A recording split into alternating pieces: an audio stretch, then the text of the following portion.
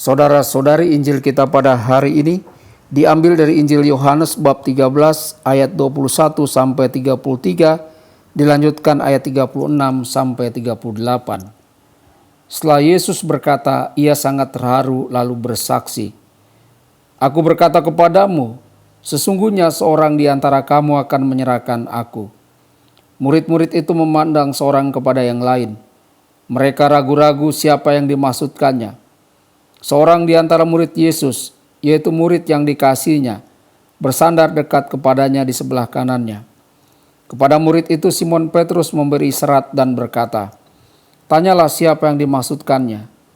Murid yang duduk dekat Yesus itu berpaling dan berkata kepadanya, "Tuhan, siapakah itu?"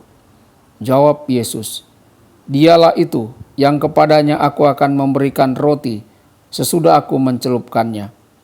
Sesudah berkata demikian, ia mengambil roti, mencelupkannya dan memberikannya kepada Yudas, anak Simon Iskariot. Dan sesudah Yudas menerima roti itu, ia kerasukan iblis. Maka Yesus berkata kepadanya, "Apa yang hendak kau perbuat, perbuatlah dengan segera." Tetapi tidak ada seorang pun dari antara mereka yang duduk makan itu mengerti apa maksud Yesus mengatakan itu kepada Yudas. Karena Yudas memegang kas, ada yang menyangka bahwa Yesus menyuruh dia membeli apa-apa yang perlu untuk perayaan itu, atau memberi apa-apa kepada orang miskin. Yudas menerima roti itu lalu segera pergi. Pada waktu itu hari sudah malam. Sesudah Yudas pergi, berkatalah Yesus, "Sekarang Anak Manusia dipermuliakan, dan Allah dipermuliakan di dalam Dia. Jikalau Allah dipermuliakan di dalam Dia, Allah akan mempermuliakan dia juga di dalam dirinya, dan akan mempermuliakan dia dengan segera. Hai anak-anakku, hanya ketika saja lagi aku ada bersama kamu. Kamu akan mencari aku, dan seperti yang telah kukatakan kepada orang-orang Yahudi, ke tempat aku pergi, tidak mungkin kamu datang. Demikian pula aku mengatakannya sekarang juga kepada kamu."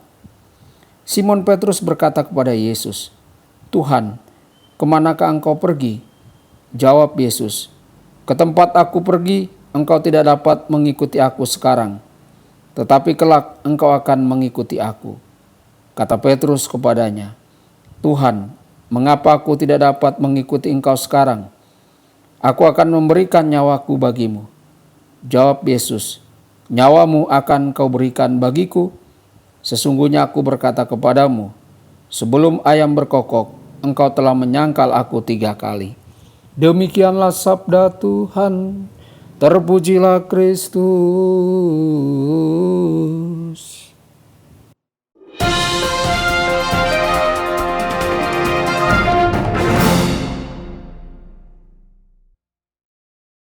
Saudara dan saudari terkasih dimanapun Anda berada, jumpa lagi dengan saya Romo Tedens dalam saluran Warta Kabar Sukacita.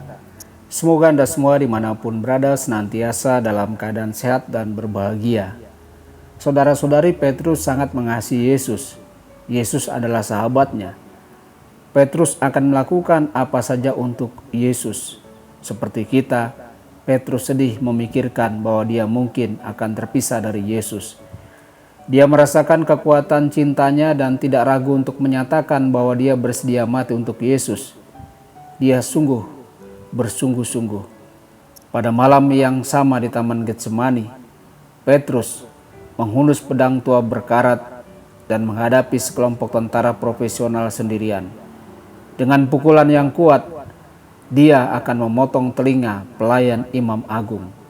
Benar-benar ada cinta di sana dan niat serius untuk berkorban demi Yesus. Tapi seperti kita, ada sesuatu yang masih kurang. Kadang-kadang kita mungkin merasa sangat siap untuk melakukan apapun demi kasih Kristus. Tetapi begitu tantangan datang, kita mengalami kelemahan kita. Bahkan ada risiko kita menyerah pada kegagalan kita. Saudara-saudari, kita tahu bahwa Petrus dapat membuat keputusan yang buruk karena dia cukup sering melakukannya di masa lalu. 5 menit setelah diangkat menjadi kepala para murid, dia menasihati Yesus untuk meninggalkan rencana Bapa. Sebuah rencana yang melibatkan pergi ke Yerusalem untuk menderita dan mati. Yesus bereaksi dengan keras. menolak sama sekali sindiran Petrus dengan mengatakan, "Tidak ada yang dapat menghalangi dia dan kehendak Bapanya." Petrus telah membuat kesalahan besar dan Yesus memperjelasnya, "Engkau menjadi batu sandungan, setan. Engkau tidak berpikir seperti yang Tuhan pikirkan, tapi seperti yang dipikirkan manusia." Saudara-saudari, bagian dari daya tarik Petrus adalah bahwa dia sangat mirip dengan kita. Kita membuat banyak kesalahan setiap hari. Seperti Petrus, kita berpikir bukan seperti yang Tuhan pikirkan, tetapi yang kita pikirkan. Namun seperti yang kita ketahui, Petrus pada akhirnya berhasil menjadi rendah hati dan melayani Tuhan dengan teguh.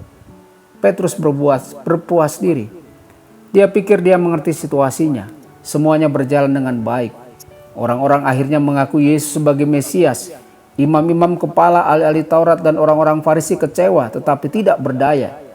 Mereka berusaha memperdebatkan Yesus dan menunjukkan kesalahannya setiap hari, tetapi selalu berakhir dengan kemenangan Yesus. Sepertinya tidak akan lama lagi sebelum Yesus membuat semua orang yakin bahwa Dia adalah Mesias, dan sejak saat itu semuanya harus jelas. Petrus dibutakan, tetapi dia tidak menyadarinya. Satu-satunya solusi baginya adalah melakukan apa yang Yesus perintahkan untuk dia lakukan, tetapi dia tidak menyadarinya. Saudara-saudari, terlepas dari rasa hormatnya kepada Yesus, dia masih yakin bahwa dia tahu apa yang terbaik untuk dirinya sendiri. Saudara-saudari, marilah kita menyadarkan diri kita kepada Tuhan. Tuhan Yesus memberkati dan menyertai Anda semua. Sabda Allah adalah kebenaran. Sabda Allah adalah kehidupan. Mari kita mencintainya, mari kita menghayatinya. Ya Tuhan yang ku muliakan, sabdamu angkat resahku.